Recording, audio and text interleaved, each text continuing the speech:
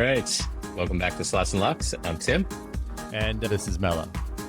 Thought about kind of jumping into something, but I think we should do a quick little side on personal achievements. What do you think? Is this another story time? Yeah, I think a story time, but I think we'll start with a personal story and then kind of go from there. What do you think? Yeah, that's fine. I mean, let's get real, Tim. I want to be less robotic and less nerd slot junkie.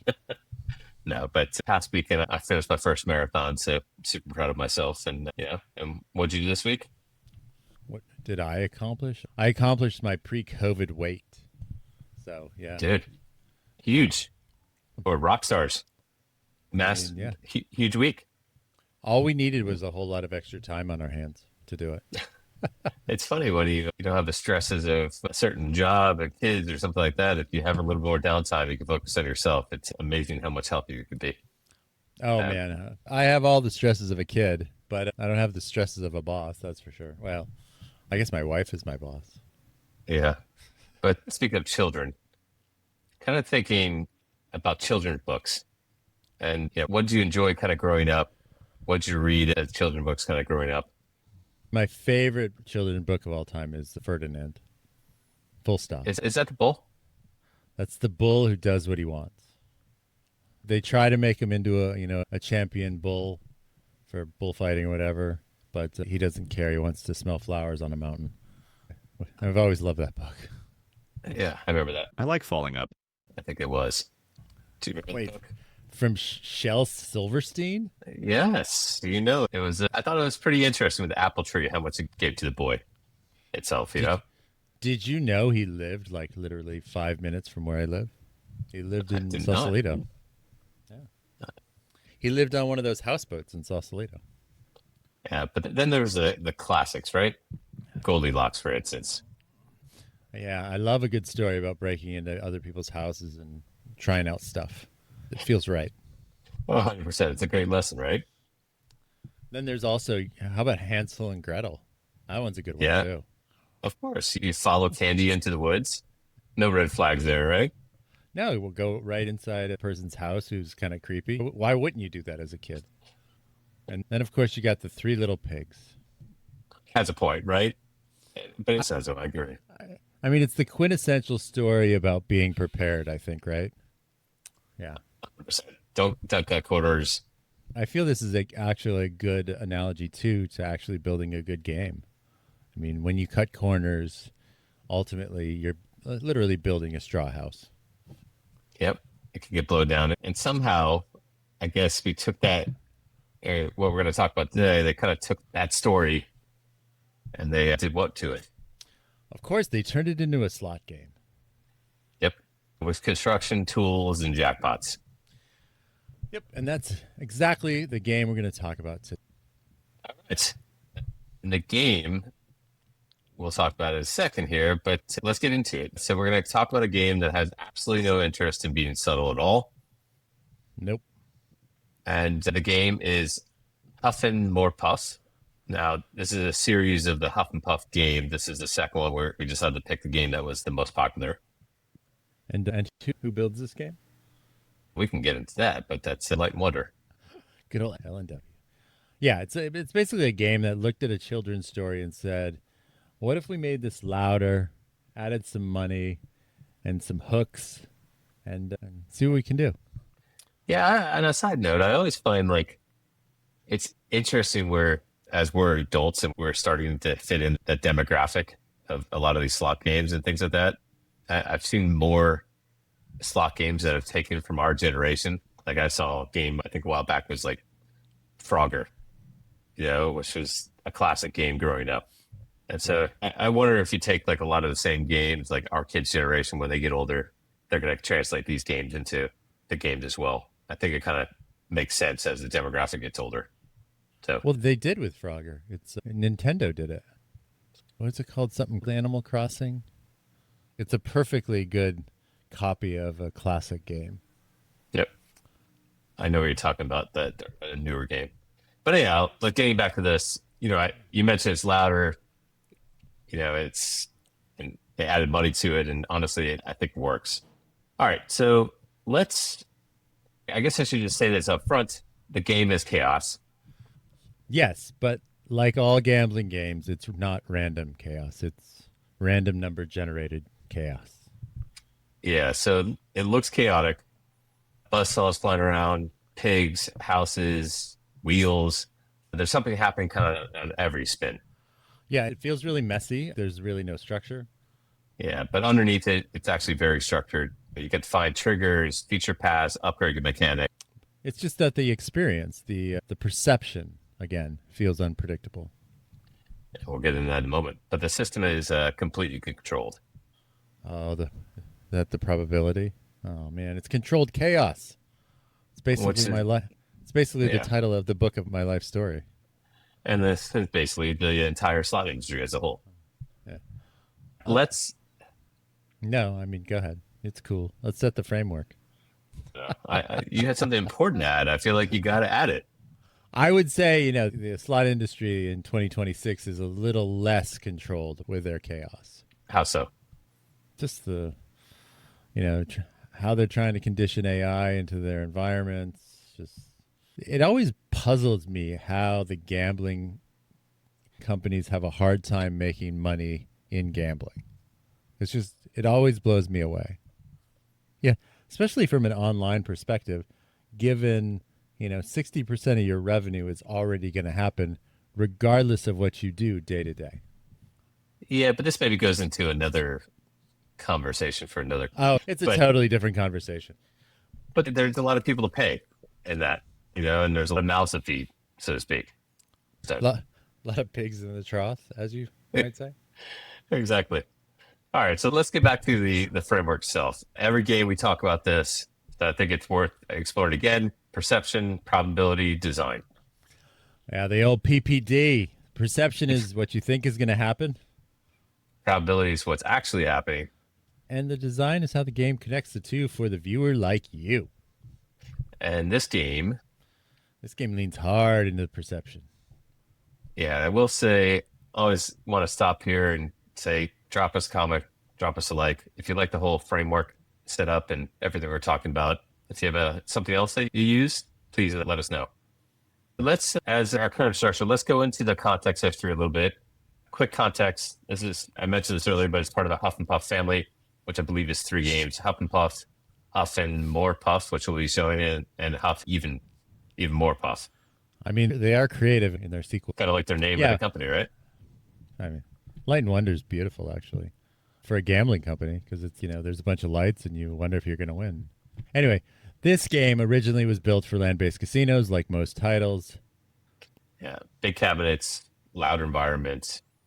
Yeah, and you got seconds to grab attention. I also think the graphics are quite rich and appealing for the wandering eyeball. So what do you do? You do it They grab maybe that loud, attention. yeah, Yeah. to get the attention. Obviously, attractive visuals and an immediate satisfaction. Yeah, and I should call out that little data fact. Feature-heavy games migrated from land-based to online tend to retain that engagement because players already understand the mechanics before they start playing itself. So you'll see a lot of these games like this that translate well into the online environment. All right, big question. What does this game feel like? You're always close to something even when you're not. Or why does it, I should say. Because again, the design makes almost feel meaningful. So your perception is always like one spin away. All right, with that, we can sit here and talk about how we're going to feel. But I think it's probably good to kind of jump into the demo itself. Yeah, well, I know. I mean, I think that's what this podcast is about. We chat about these fancy little games, right? All right. That's kind of Okay, hard to see so the game itself. can you see it? I can, but it feels like it's on a very small screen. Yeah, it's a little better. Okay, here's the game. Can you see it? Yes, sir. Now, keep in mind, in editing, you wouldn't know that it's a small screen. Okay, so I think the first thing we're going to talk about here is there's obviously a bypass feature. Are you familiar with the bypass feature, Tim? You want me to explain how it works? I'm Yeah, happy go to do ahead. it. Yeah. The cool thing is that most games, on average, take about 40, 50 spins to get into the bonus round. And so some years back, and I can't remember the exact year, I think we should look it up and add it to somewhere in here. Someone came up with an idea where they could effectively buy a bonus. And the cool thing about that is you can skip all of 40, 50 spins. Some games are 100 spins to get into the bonus round, and you could jump ahead and go right into the bonus round and try out the feature. Hugely popular mechanic to be able to go right into the bonus round. It works out great for the operator or manufacturer because it makes quite a bit of money because you have to pay a premium to jump right ahead into the bonus round. Yeah, so it's an immediate hit on your RTP, but you actually get to see the full features of the bonus rounds. Correct? Yeah, exactly. Do you want to go through here and kind of talk through the features itself? So I'm going to run through these because I need a refresher anyway. So during the free spin feature and the buzzsaw feature and the mega hat feature and mansion feature, so there's 4 features. Each hard hat symbol that lands on a position without a brick frame, a new frame is added to that position, or the existing frame is upgraded based on the table below. And we got the eyeballs staring at us on the screen behind you. Oh wow, that's cool. LCD sound system. Okay, Yeah. so you get these replacement frames, and the frames build new features, right? So during each free spin feature, during each of these features, each hard hat symbol lands on a position with a brick frame. Didn't I just read this? A new frame is added to a different position, or a credit prize is awarded based on the table below. Wait a second. Why did they have that repeating? Found the bug. I found It's a bug. It's damn product people. I found a bug, Light and Wonder. At least it's redundant. I found a redundant text bug. Anyway. All right. And then this kind of explains each feature. Obviously, a free spin feature. Everybody knows what that is. A buzzsaw feature.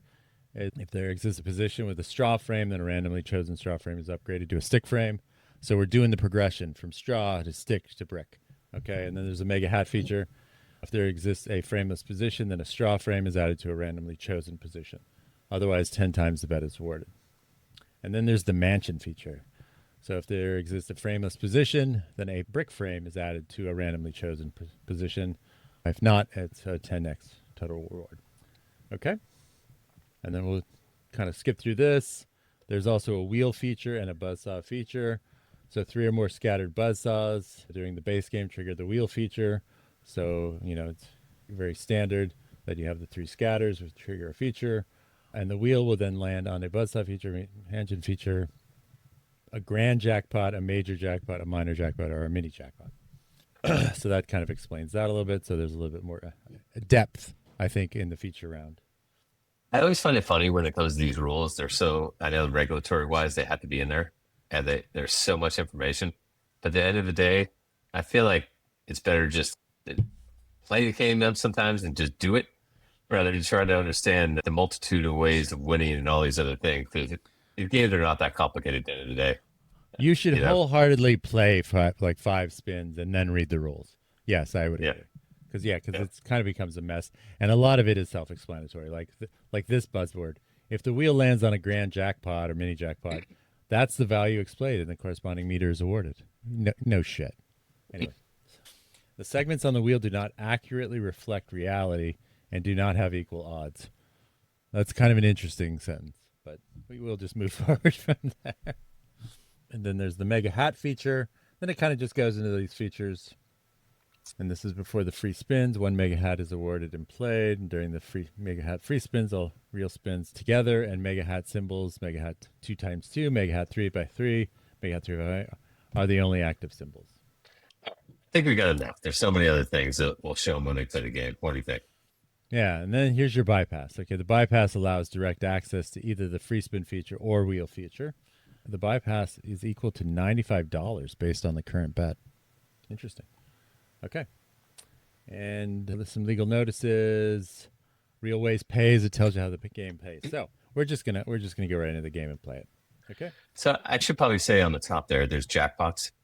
These jackpots are kind of like 6 jackpots. So if you increase the bet size, as an example on the top right, it will just increase the jackpot sizes versus like a progressive jackpot. I feel like we should do a whole episode on jackpot games as a whole and explain the different, multi-level progressives versus progressive jackpots, and everything like that. I think it's probably worth to do a jackpot cycle. Definitely. So let's kind of jump up and do like a setup. the kind of the base game itself. So I think we should be honest here about something. You're really not playing the base game here. Right. You're not playing the base game. We should run through the pay table though, just in case. So Okay. Piggy 1 is the big guy. Then there's Piggy 2. Piggy 1 sort of looks like a banker. Piggy 2's got an axe. Piggy 3's kind of a schlub. There's a toolbox and a tape. And then the basic ace through Ace through 9. nine. Sometimes So, called royals, which is weird because it includes a 9 and a 10, but that's neither here nor there. Anyway. yeah, but let's be honest about something. You're really not playing the base game when you play this game. No one is. As you can see, the major jackpots and the bonuses are what you're driving for. Yeah, the reels are spinning. You should probably start spinning them. You're getting line hits, but that's not really why a player is here. Yeah, you're waiting for something bigger to trigger. So either buzzsaw, hat, or wheel. So what I'm going to do is just kind of change this. As Tim said earlier, when you change this, the jackpots change, the size of the jackpots. We're going to go $5 because we're pretty rich. Okay, so we're gonna set it for 50 free spins. We don't care how much we lose because it's fake money, and we're just going to go. Okay, so here we go. All right, as you see, we're spinning the base game itself, but let's be honest about something. You're really not playing the game, or a player's not playing the game for the base game. Yeah, no one is. You're playing for either the jackpots or the bonuses. Yeah, so the reels are spinning, you're getting line hits, but that's really not why you're here.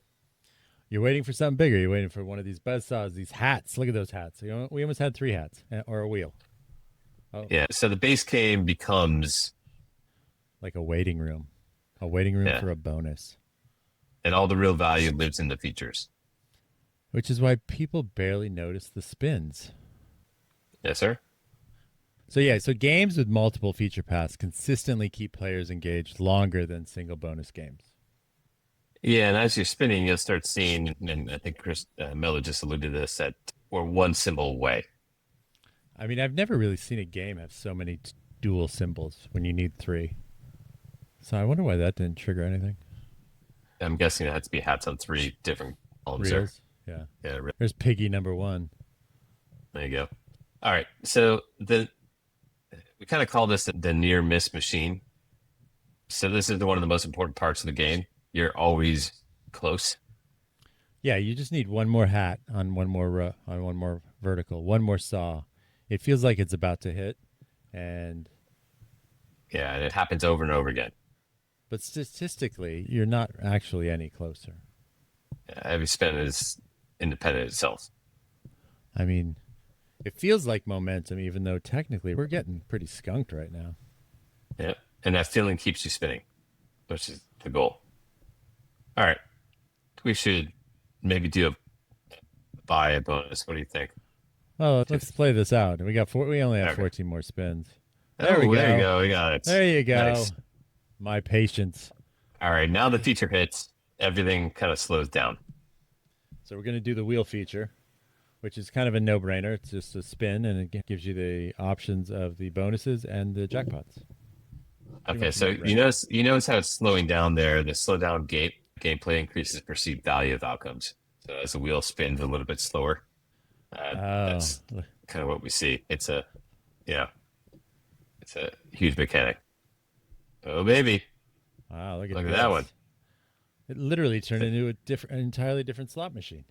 Yeah, so you see that slow down.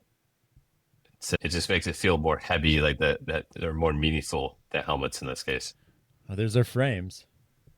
There we go. Now it's gonna bucket up all the frames. Oh, we even modified it. Nice. All right, I think we should go. We'll do the other bonus too, but I think we'll go back to the framework just for a moment. Why this is spinning? What do you think? Yeah, go ahead. We still have 3 more spins. Yeah, so let's talk about perception, probability, and design here. Okay, so we kind of alluded to this. Perception is you feel close, like it's about to hit, right? Correct. And based on the 33 spins it took to get here, you're not. And design makes it feel like you are, anyways. So this is really the core of the entire game itself. Perception says, I'm about to hit something. Probably says you're not. And design says, let's make it feel like you are anyway. Basically, they're Yes, going to mind trap you. There's another word for exactly. that, but I'm being clean. Yeah, so you're not really playing outcomes anymore. Nope. You're playing perception at this point. Not probability. Players always remember anticipation more than they do the results in gambling titles. So there we go. That's our The Howling of the final Wolf thing. here. So he blew the straw house. You get a 0.5x on that. Obviously, as we go up the construction ladder, nice. we're going to have bigger bonuses. And then we have 5 houses. 5x, 20x. And we got a coin. We got a mini jackpot. So Nice. the brick one is kind of enticing. So now would be a great time to go back and read the rules because it would make more sense. Yeah. So, It was so that 5 and we won 600. Is that what so that was kind of a massive win. Yeah, we were down 180, and I think we won 460. Is that where we're at? It's huge. Going. Epic Wow. win. You're lucky. Just go to the casino. Wow, we won 500. Nice. Look at that. 100x almost. Now we're up 300. Okay. So All right, so let's buy the other bonus. I think that if you want to do, we got money now, so let's do it. So let's see. So the bypass allows direct access to either the free spin feature or the wheel feature. I guess we'll just do that. I think it goes into the wheel and it might go into the free spin. Oh, do you want to Okay. purchase? Yes. That's going to give me a choice. Are we doing? Yeah, the well, exact same it was, we are, but the wheel is going to be something different potentially. thing? There it is. The wheel Depending feature. on what you spin here. Maybe we'll get a different one. No, we're just getting a mini jackpot in this one. Oh But I man! think we just broke even there because No, we depending on what you lost. paid. Oh, we did. Yeah, okay. Yeah. All right, so let's talk about who this game is for. Hold on, I'm going to do another one. It costs $237.50 to go in here, but we could change that. We could be cheap and just go here. Let's go cheap and use $1. Oh no, let's just burn $100 because that's easy to do the math. Okay. We'll do one more and then we'll move forward. All right. Tim's got a hot date. Now you're putting the pressure on me. Gotta think of a hot take. No, I mean the mechanic itself in the game is fun because it kind of piggybacks on the classic game itself, around the wolf blowing down the houses, and the blowing down the houses are give you bigger bonuses. So I think we just got this one last time too, right? We got the mega hat again. Yeah. Yeah. All right. All right, Cool. that's all right. You can watch it out. I'm sure people that are watching this enjoy this. All right, so let's go back to who this game is for. Why this spins out here. I feel it's like people who don't want dead spins, people who are attracted to familiar kind of, subjects. Yeah, so it appeals to probably our age demographic. This is a big classic story and maybe a little bit older as well. But I think it's also people that want kind of constant stimulation.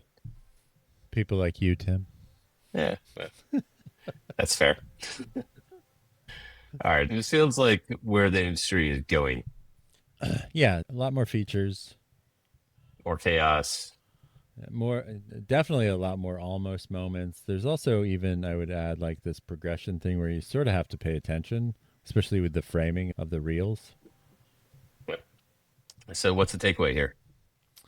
This game is about more than just winning. It's about feeling close to winning. Not quite enough. Story of your life, right?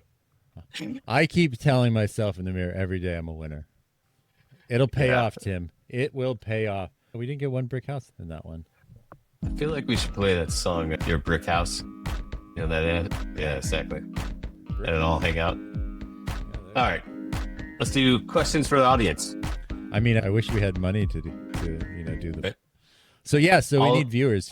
We need Yes, questions. exactly. We need questions. We need likes, comments, you name it.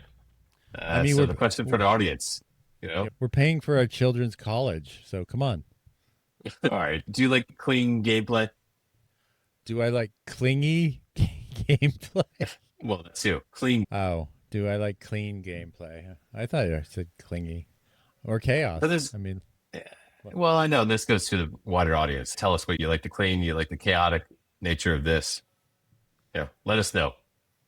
And as always, believe responsibly. No, gamble responsibly and don't bet more than you can afford. exactly. And the next time, we'll see you in the next video. And Yes. hope everyone is doing well. Yeah. Have a good day, everybody.